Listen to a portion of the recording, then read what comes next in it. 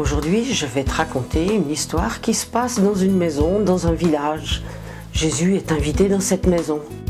Ce qui est bizarre dans ces maisons, c'est pas tout à fait comme chez nous maintenant, c'est qu'elles ont un toit tout plat et un escalier pour monter sur le toit.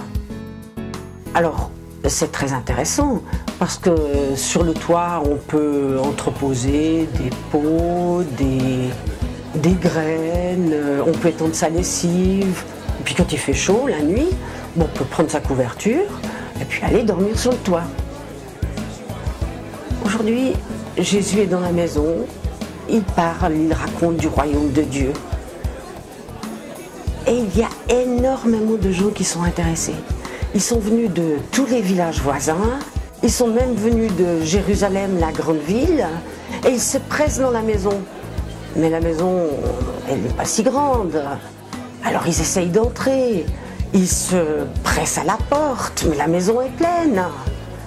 Alors ils sont devant la porte, sur la pointe des pieds, ils tendent l'oreille et ils écoutent ce que Jésus veut raconter.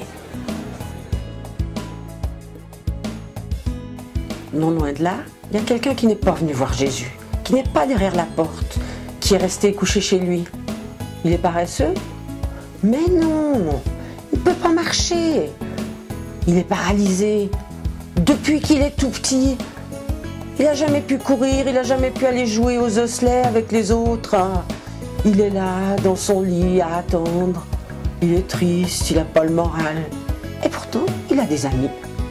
Oh voilà, juste moi qui arrive en courant et qui lui crie « Dis donc, mon vieux, tu sais pourquoi il y a Jésus qui est tout près d'ici, dans une maison, on va aller le voir. » « Ouais, mais je peux pas marcher, je peux pas bouger, tu le sais bien. » « Mais c'est pas grave, je suis venu avec 3 copains, on va t'embarquer et on va t'amener voir Jésus. » C'est comme ça qu'ils ont pris le paralytique, ils l'ont installé sur sa civière avec une perche et ils ont commencé à traverser le village avec lui.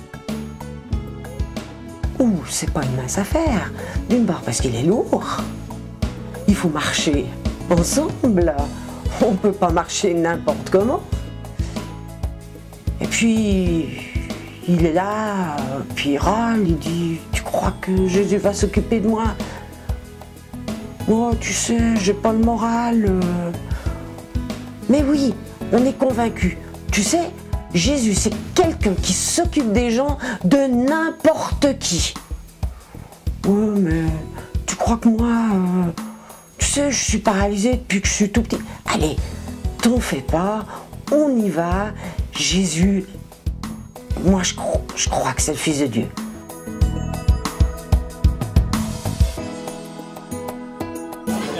Oh mince, mais il y a tellement de monde. Comment est-ce qu'on va faire pour entrer ? Heureusement qu'il y a les escaliers, parce que personne ne va se bouger pour les laisser passer. Ils sont montés des escaliers et sur le toit, quelle chance, c'est un toit en torchis. Le torchis, c'est des branches de la terre bien tassées. Pas de problème les amis, on fait un trou, on s'arrangera avec le propriétaire après. Alors, ils ont creusé.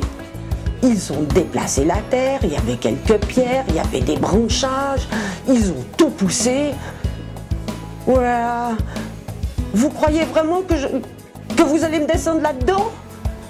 Mais bien sûr, ne t'inquiète pas. Ils l'ont pris, ils l'ont suspendu dans sa natte, ils se sont cramponnés solidement, il fallait le tenir fort. Et ils ont commencé à le glisser le long du trou. Allez, vas-y, t'inquiète pas, nous on y croit en Jésus, on a la foi. Heureusement qu'ils ont la foi pour lui, parce que lui n'est pas très convaincu. Alors les amis le glissent par le trou du toit.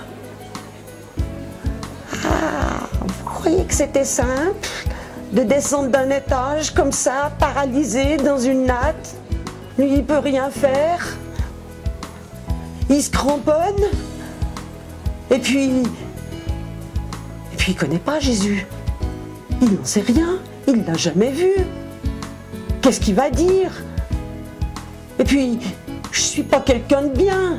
Si encore j'étais, je sais pas, sympa, pas énervé, peut-être qu'il s'occuperait de moi, mais franchement, je suis souvent de mauvaise humeur.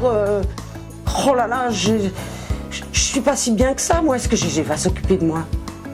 Est-ce que Jésus va s'occuper de lui? En attendant, ceux qui s'occupent de lui, c'est les gens qui sont en bas. Ils le retiennent, il ne faut pas qu'il tombe par terre. Et puis il y a la propriétaire qui dit « Mais c'est pas vrai, qu'est-ce que c'est que ces sauvages qui ont fait un trou dans mon toit? Qui c'est qui va réparer maintenant ?»